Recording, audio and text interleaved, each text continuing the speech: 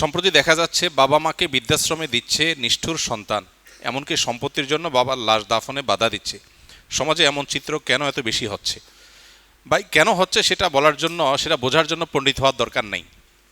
কোনো দিনদার, কোনো মুত্তাকি, কোনো পরহেজগার, কোনো আল্লাহভীরু মুসলমান সন্তান তার বাবা মাকে বৃদ্ধাশ্রমে দিতে পারে?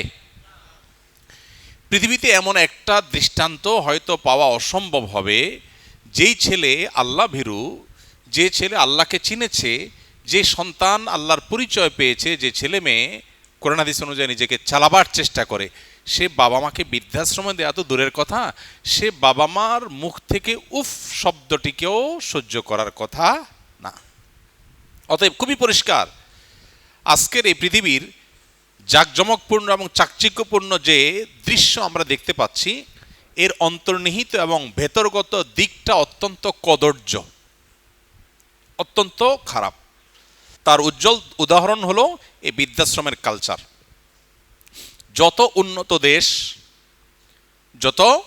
উন্নত দেশ, যত তথাকথিত জাগতিক শিক্ষায় শিক্ষিত মানুষ, তত বেশি বৃদ্ধাশ্রমের কালচার সেখানে এস্টাবলিশড। এখান থেকে বোঝা যায় আখিরাতের প্রতি ঈমানের চেতনা, আল্লাহর প্রতি ঈমানের চেতনা যদি কারোর মধ্যে না থাকে, তাহলে তার অবশ্যম্ভাবী বহু করুণ পরিণতির একটা হলো বৃদ্ধাশ্রমের এই কালচার। যে বাবা মা ছোটবেলায় পরম যত্ন আদর দিয়ে সন্তানকে বড় করেছে, তিনি মুসলিম হোক অমুসলিম হোক, যে কোনো বাবা মা মানেই হলো বাবা মার প্রতি পরম যত্ন মমতা দিয়ে সন্তানকে বড় করে, কিছু অমানুষ হাতে গোনা ব্যতিক্রম বাদে।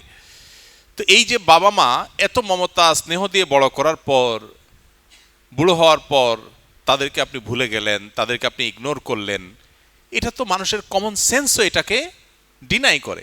অবশ্য আজকের যে পৃথিবী ডেভেলপড হচ্ছে, আজকের যে পৃথিবী প্রতিষ্ঠিত হচ্ছে, এখানে আমরা দেখতে পাচ্ছি সন্তানের প্রতি ছোটবেলা থেকে অবিচার করা হচ্ছে, যার কারণে তার করুণ পরিণতি বাবা মা বৃদ্ধ বয়সে পাচ্ছেন।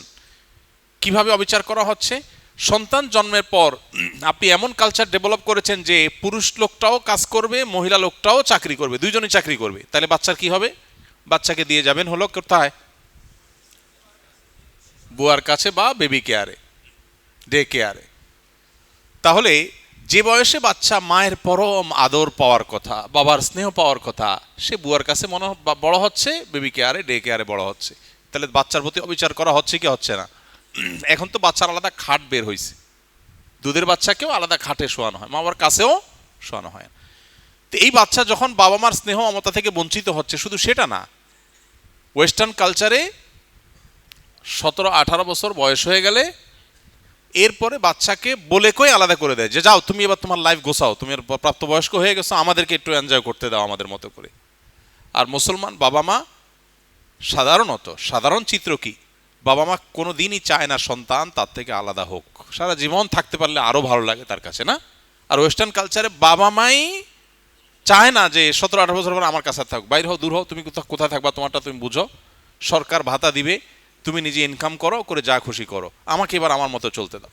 যখন সন্তানের প্রতি মায়া মমতা বাবা মার তুলে নিচ্ছে, ছোটবেলা থেকেই তারা কর্মমুখী হচ্ছে, সন্তানের দিকে খেয়াল করতেছে না, তখন এই বাবা মাকে বৃদ্ধ বয়সে বৃদ্ধাশ্রমে রাখবে না কি করবে? বোঝেন নাই কথা? এই জন্য আল্লাহর সিস্টেমকে যখন মানুষ ভায়োলেশন করবে, তার করুণ পরিণতি এরকম হয়। হ্যাঁ, আমি বলছি না যে বৃদ্ধাশ্রমে থাকা সব বাবা মা তার কৃতকর্মের ফসল পাচ্ছেন, আমি সবাইকে ব্লেম দিচ্ছি তা কিন্তু না। আমি বলছি কালচারাল সমস্যার কথা। অনেক বাবা মা সন্তানকে মানুষ মতো মানুষ করার চেষ্টা করেছেন, কিন্তু সন্তান কুলাঙ্গার এবং অমানুষ হয়েছে, এটা সন্তানের দোষ, বাবা মার দোষ না। এরকম বহু বাবা মাও আছেন। আল্লাহ তাআলা আমাদেরকে আদর্শ বাবা মায়ের ভূমিকা অবতীর্ণ হওয়ার তৌফিক দান করুন। সন্তান যেন আমাদের চক্ষু শীতলকারী হয়, আল্লাহ সেই তৌফিক আমাদেরকে দান করুন। একজন মহিলার স্বামী মারা যাওয়ার পর তিনি অন্য এক পুরুষকে বিয়ে করেন, পরবর্তীতে তারা উভয়ই মারা যান। এখন আমার জানার বিষয় হলো ওই মহিলা জান্নাতে কোন স্বামীকে পাবেন? কি চিন্তার বিষয়! বিরাট পেরেশানির কথা। মানুষের চিন্তার আর আইটেম খুঁজে পায় না। আরে ভাই, কোনো মহিলার স্বামী মারা গেল বা স্বামীর সাথে বিচ্ছেদ হলো, আরেক স্বামীর সাথে বিয়ে হলো, স্বামী মারা যাওয়ার পরে আরেক স্বামীর সাথে বিয়ে হলো, এখন মারা গেল। এখন এই মহিলা তাকে তার আগের স্বামী অনেক ভালোবাসতো, উনি মারা গেছেন, এখন তারে যদি না পায় তাহলে জানাতে তার কষ্ট হবে না? আবার সে যদি তারে পায় তাহলে দ্বিতীয় যে স্বামী ছিল বেচারার দোষ কি? মুসিবত না? আমরা মানুষ হিসাবে আমাদের সংকীর্ণ দৃষ্টিভঙ্গি বা সীমাবদ্ধ চিন্তার কারণে আমাদের কাছে এই জাতীয় বিষয়গুলো অনেক ডিফিকাল্ট মনে হয়। কিছু কিছু মানুষ প্রশ্ন করার সময় এমন প্রশ্ন করে, হুজুর একটা মাসালা আছে আজকে, জটিল মাসালা কিন্তু হুজুর। উনি খুব আদা জল খেয়ে একদম প্রস্তুতি নিয়ে আসছে, উনি আজকে জটিল মাসালা নিয়ে আসছে। ওটা শোনার পরে দেখা যাচ্ছে আমার পাশে থাকা ছাত্রই হেসে দিছে যে এই মাসালার জন্য ওনার কাছে যাওয়া লাগে নাকি, এটা তো আমিই পারি। কিন্তু যিনি আসছেন তিনি মনে করতেছেন এটা কি মহা জটিল। তো বান্দা মনে করতেছে আল্লাহ এখানে কি করবে, নাউজুবিল্লাহ, আল্লাহ তো এখানে সিদ্ধান্ত দিবে কিভাবে, একজনকে দিলে আরেকজন নাখোশ হয়ে যাবে। আল্লাহর চিন্তা আপনার না করলেও চলবে। আল্লাহ রাব্বুল আলামিন কতভাবে সমাধান করতে পারেন সেটা আল্লাহ তাআলা ভালো জানেন। একটা সম্ভাব্য ওয়ে, জাস্ট একটা আইডিয়া, আল্লাহ যাকে দিবেন, সর্বশেষ স্বামী যিনি, এক স্বামীর সাথে ছিল, সে স্বামী মারা গেলেন, আরেক বিয়ে হলো, এই স্বামীও মারা গেলেন, আরেক বিয়ে হলো, সর্বশেষ যে স্বামী যিনি, এই স্বামীর সাথে যদি আল্লাহ তাআলা এই ভদ্র মহিলাকে দেন জান্নাতে, তাহলে প্রশ্ন হলো আগের স্বামীরা তো তার ভুলতে পারবে না, জান্নাতে তারা তো তার মিস করবে।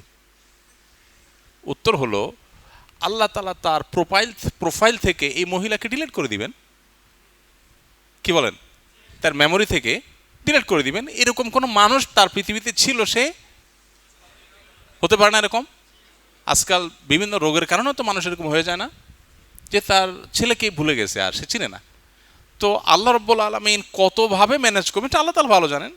আপাত দৃষ্টিতে তো সর্বশেষ স্বামী যিনি তার সাথে থাকবে এটা খোলা চোখে বোঝা যাবে। এই বিষয়গুলোকে কোরআন হাদিস আলাদা করে ডিসক্লোজ করে নাই, এগুলো আলাদা স্পষ্ট করা হয় না, অতএব এগুলোতে আমাদের ঘাটাঘাটি না করলেও চলবে।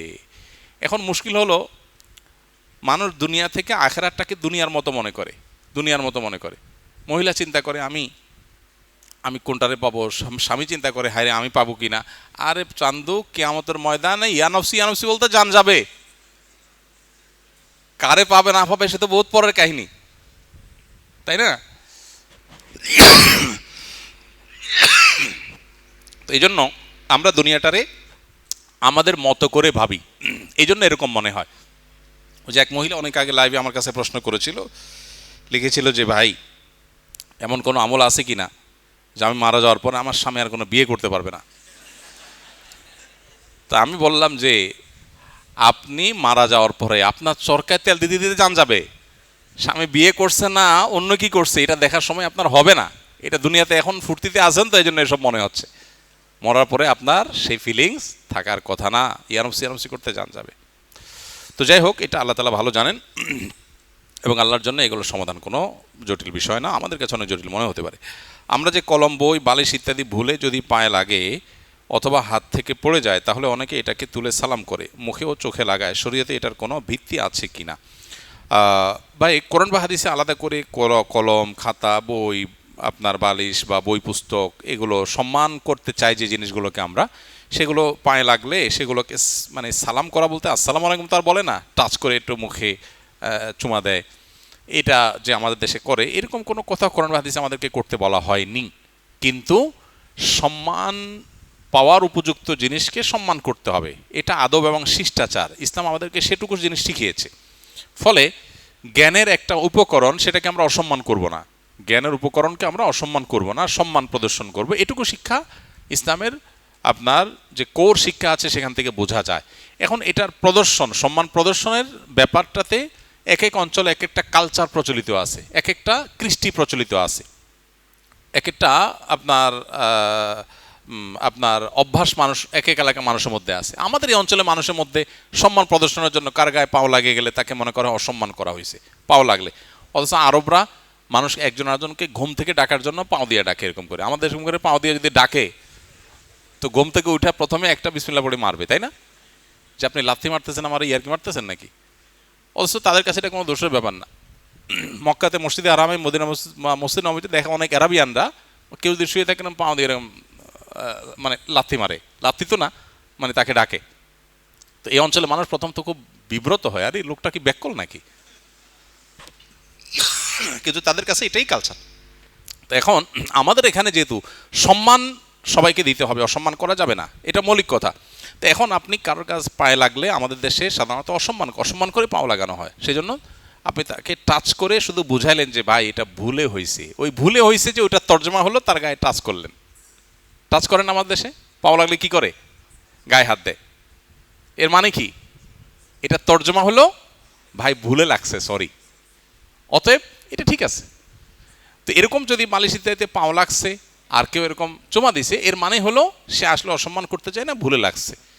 তো এটা মৌলিকভাবে কোনো অন্যায় জিনিস না, তবে এটাকে কোনো সুন্নাহ মনে করা যাবে না, কোরআন হাদিসের নির্দেশ মনে করা যাবে না, কারণ কোরআন হাদিসে এরকম কোনো নির্দেশনা নাই। এটা জাস্ট আমার নিজস্ব শ্রদ্ধা বোধ থেকে, শিষ্টাচার বোধ থেকে আমি করছি, জাস্ট এতটুকু। এর কোনো শরঈ গুরুত্ব নাই, শরঈ বিবেচনা এটা কোনো সুন্নাহ মুস্তাহাব কোনো কিছুর মধ্যে পড়ে না, এটুকু ক্লিয়ার থাকতে হবে আমাদের কাছে, বাকি সব ঠিক আছে। তো এক এক এলাকার মানুষ এক একভাবে নিজের অবস্থার প্রকাশ করে। আপনি কেরালার মানুষ যদি দেখেন, ইন্ডিয়ার কেরালা, তামিল, এই সমস্ত এলাকার মানুষজন যদি জিজ্ঞেস করে তুমি খাইছো, তো আমরা সাধারণত মাথা নাড়ি এভাবে, যদি মুখ দিয়ে কেউ উত্তর না দেয় মাথা দিয়ে উত্তর দেয়, তো আমাদের এলাকার মানুষ, এই বাংলাদেশের মানুষ, এই অঞ্চলের মানুষ মাথা এরকম নেড়ে, তার মানে খাইছি না। আর ওরা কি বলবে? এখন আমাদের দেশে যদি কাউকে জিজ্ঞেস করে খাইছো, আর সে বলে, তো এটার মানে কি? এটার মানে কি? খায় নাই। কিন্তু ইন্ডিয়ান ওই সমস্ত এলাকার মানুষজনকে যদি জিজ্ঞেস করে যে খাইছে, তো বলো হ্যাঁ খালিয়া, হ্যাঁ খালিয়া, হ্যাঁ খালিয়া। এখন সে তো মাথা এরকম করে ডুলায়। আমার দেশে এটা মানে হলো না, আর তার ওখানে হলো হ্যাঁ। আল আদাতু মুহাক্কিমা, কোনো এলাকাতে কোনো প্রচলন থাকলে ওইটার আলোকে ফয়সালা হয়, ওখানে তর্জমা ওইটাই। ফিলিপিনোরা, সৌদি আরবে যদি আমি ছিলাম, বিভিন্ন দেশের মানুষের সাথে কাজ করেছি, তো ফিলিপিনোরা তাদেরকে জিজ্ঞেস করা হয় খাইছো কিনা, তো তারা এরকম করে, মানে চোখের উপরের দিকে তোলে, এটা মানে ইয়েস। এখন আমার দেশে যদি জিজ্ঞেস করে খাইছো কিনা, যদি এরকম করে বলবে তোমারে জিজ্ঞেস করলাম খাইছো কিনা, তুমি তো চোখ ঘোরাইতেছো আমারে। আমি জিজ্ঞেস করলাম খাইছো কিনা, তুমি দেখি চোখ ঘোরাইতেছো আমারে। কিন্তু তাদের ওইটা কালচার, এরকম করে তারা। এখন যে না বুঝবে তার কাছে মনে হবে ব্যাপার কি, লোকটা কি অভদ্র নাকি? তো এখানে ভদ্রতা অভদ্রতা নিরূপণ করবে ওই এলাকার প্রচলন। তার এলাকাতে যদি, এখন বাংলাদেশে কেউ যদি জিজ্ঞেস করে খাইছো কিনা, যদি এরকম করে, তুমি বলবে বেয়াদব। এটা বেয়াদব বলা ঠিক আছে, কিন্তু ফিলিপিনোকে এটা বেয়াদব বলা ঠিক নাই। তো আমাদের এখানে পাও লাগলে টাচ করে, বুকে হাত দিয়া বুঝায় যে ভাই এটা ভুলে হয়েছে, এটা একটা ওরফ, এটা একটা প্রচলন। অতএব এই প্রচলন এটা শরিয়ার কোনো নির্দেশনা না, সম্মান প্রদর্শনের জায়গা থেকে, শিষ্টাচার বোধের জায়গা থেকে গ্রহণযোগ্য, জাস্ট এতটুকু। এটাকে সুন্নাহ মুস্তাহাব বা কোরআন হাদিসের বর্ণনা মনে করা যাবে না। আমরা যারা সরকারি ব্যাংকে চাকরি করি, তাদের চাকরি যদি হারাম হয়ে থাকে, তবে সরকারের অন্যান্য বিভাগে যারা চাকরি করেন তারাও তো পরোক্ষভাবে ব্যাংকের ও রাজস্বের সমন্বিত তহবিল থেকেই বেতন তোলেন, তাহলে তাদের চাকরি কিভাবে হালাল হয়? ভাই, দুইটার মধ্যে পার্থক্য আছে। একটা হলো আপনি সুদের সহযোগী। নবী করিম সাল্লাল্লাহু আলাইহি ওয়াসাল্লাম বলেছেন লাআনাল্লাহু আকিলার রিবা ওয়া মুকিলাহু ওয়া কাতিবাহু ওয়া শাহিদাইহি। সুদ গ্রহীতা, সুদ দাতা, সুদের লেখক, সুদের সাক্ষী, সবার প্রতি আল্লাহর লানত বর্ষিত হয়। আপনি সুদী ব্যাংকে লেখালেখি করছেন, হিসাব করছেন, সুদের সাথে কোনো না কোনোভাবে আপনার সম্পর্ক সরাসরি প্রত্যক্ষভাবে জড়িয়ে যাচ্ছে। আর আরেকজন এমন কোনো কাজ করছেন, কাজটা হালাল ইটসেলফ, কাজটা কোনো হারাম না, তার বেতন বিভিন্ন সোর্স থেকে আসছে, সেখানে হালাল হারাম মিশ্র থাকতে পারে। এই দুইটা এক জিনিস না, দুই জিনিস। সরাসরি আপনি কোনো হারামের সহযোগিতা করলে সেটা অবশ্যই হারাম, এবং তার জন্য আল্লাহর কাছে দায়ী হতে হবে, গুনাহগার হতে হবে।